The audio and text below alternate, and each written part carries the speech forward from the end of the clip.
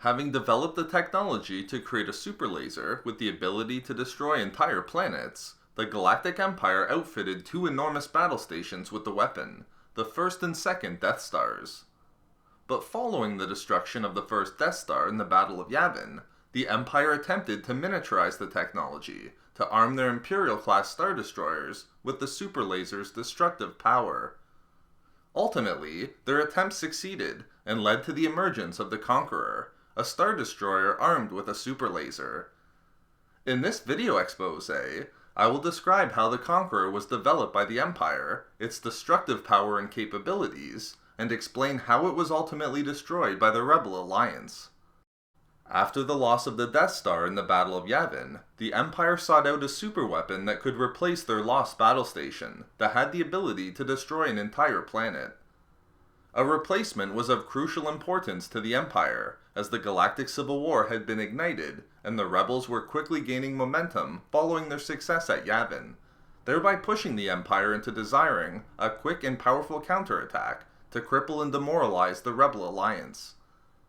The concept of outfitting and arming a Star Destroyer with a smaller version of the superlaser was conceived by the Empire far before the outbreak of the Civil War, even appearing within the official field guide and handbook for Imperial officers.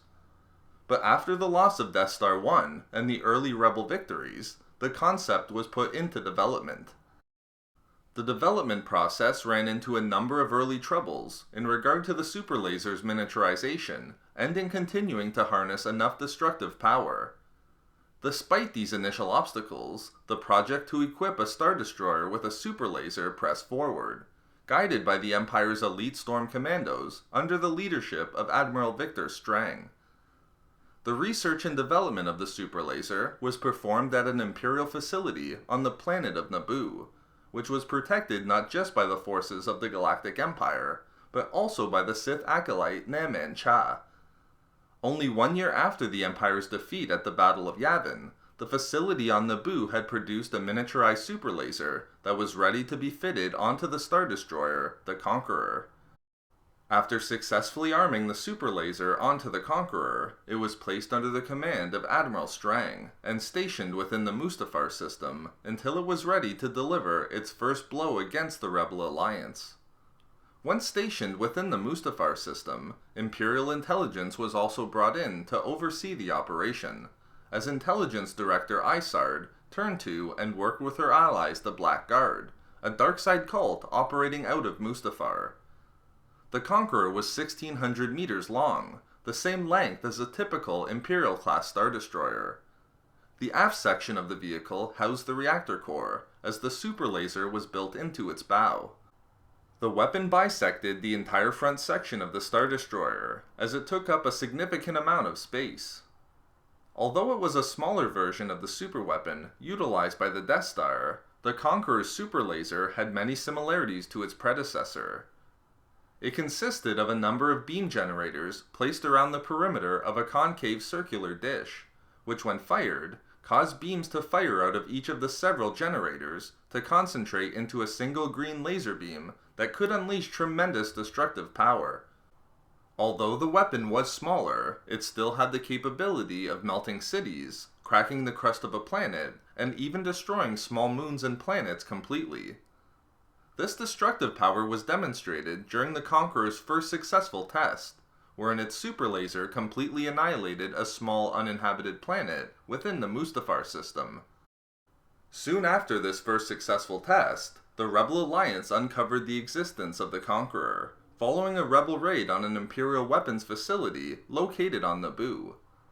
During a follow-up raid on the superlaser research facility itself, the elite Rebel team, named Renegade Squadron, found data files that contained vast amounts of information relating to both the Conqueror and its successful test within the Mustafar system.